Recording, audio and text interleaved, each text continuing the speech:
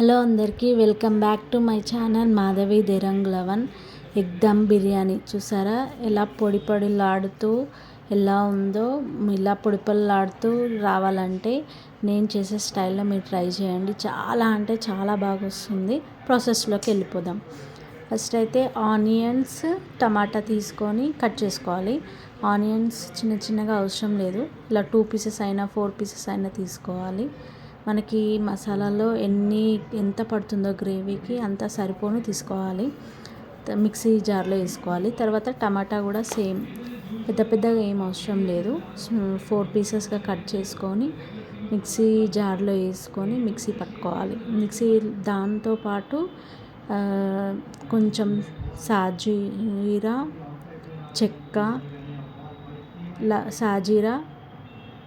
చెక్క లవంగాలు కూడా వేసుకోవాలి. ఈలోపు ఎగ్స్ కూడా పొయ్యి మీద పెట్టుకుని ఉడుకుతున్నాయి. మనం మిక్సీ పట్టుకున్న గ్రేవీని కడాయిలో వేసి ఫ్రై చేసుకోవాలి. ఎందుకంటే పచ్చివాసన అయ్యే వరకు దాంట్లో పసుపు, కారం, ఉప్పు సరిపోని వేసుకొని బాగా కలిపిన తర్వాత కొంచెం అల్లం వెల్లుల్లి గడ్డ పేస్ట్ కూడా వేసుకొని పచ్చి వాసన వెళ్ళే వరకు బాగా ఫ్రై చేసుకోవాలి. దాని పచ్చివాసన అనేది వెళ్ళిపోవాలి. ఈలోపు బిర్యానీకి రైస్కి వాటర్ పెడదాము. ఆ వాటర్లో మసాలా దినుసులన్నీ వేసేసుకోవాలి.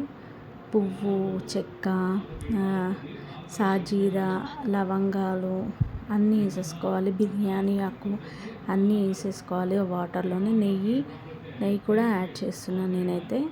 దాంతోపాటు కొంచెం మెల్లిగడ్డ పేస్ట్ కూడా వేసుకొని అవి మరిగిన తర్వాత మనం నానబెట్టిన బియ్యం వేసుకోవాలి. దాంట్లో వేసుకొని ఒక 90% కుక్ అయ్యేటట్టే చూసుకోవాలి.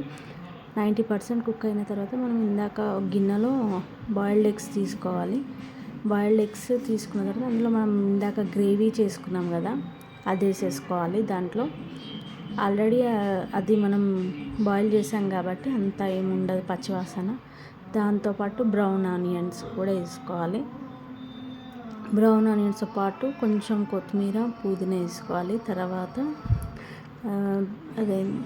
బిర్యానీ మసాలా, గరం మసాలా, ఇంకా ధనియాల పౌడర్ కూడా అందులో యాడ్ చేసుకోవాలి.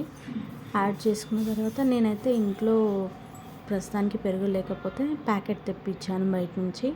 ప్యాకెట్లో హాఫ్ లీటర్ ప్యాకెట్లో హాఫ్ వేసేసాను అనమాట. అందులో వేసేసుకొని కొంచెం ఇందాక బ్రౌన్ ఆనియన్స్ ఆయిల్ కూడా వేసేసుకోవాలి. ఒక కప్ వేసుకున్న తర్వాత స్లోగా మిక్సీ చేయాలన్నమాట. దాన్ని ఎగ్స్ అనేది స్మాష్ కాకూడదు, స్లోగా కలపాలి దాన్ని.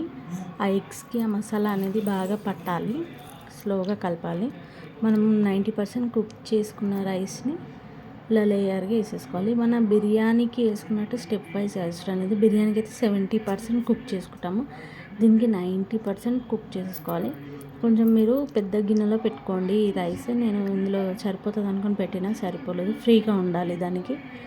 ఇలా రైస్ తీసుకొని దాంట్లో ఇలా వేసేసుకోవాలి. ఆల్రెడీ 90% అయిపోయింది, 90% కుక్ అయిపోయింది అనమాట. అది మనం దమ్ వచ్చేసి ఒక 25 minutes పెట్టేసుకుంటే అయిపోతుంది. ఇలా మొత్తం నీట్గా మనం పెట్టేసుకోవాలి. దానిపైన నేను ఓన్లీ నెయ్యి ఒక్కటే వేసుకున్నాను, ఎందుకంటే మా పిల్లలు ఎక్కువ కొత్తిమీర, బ్రౌన్ ఆనియన్స్ కలర్ వేస్తే తినరు. ఓన్లీ నెయ్యి ఒక్కటే వేసేసాను. మీ ఇష్టం ఉంటే మీకు ఆప్షనల్, ఏం నచ్చితే వేసుకోండి, నేనేం వేసుకోలేదు. అంతే, ఒక 25 minutes దమ్ పెట్టండి, అంతే. Egg dum biryani ready. చూసారా పొడి పొడిలాడుతూ ఎంత బాగా వచ్చిందో ఎగ్ దమ్ బిర్యానీ. ఎగ్స్ కూడా స్మాష్ కాలేదు చూసారా. ఇలా పిల్లలకి ట్రై చేసి పెట్టండి. బయట బిర్యానీ కంటే ఇంట్లో చేసి పెడితేనే చాలా హెల్దీ అండ్ మంచిది. చూడండి మా పిల్లలు అయితే చాలా అంటే చాలా ఇష్టంగా తింటారు. చూడండి పొడి పొడిలాడితే ఎలా ఉందో చూడండి. మీరు కూడా ట్రై చేయండి, చాలా బాగుంటుంది.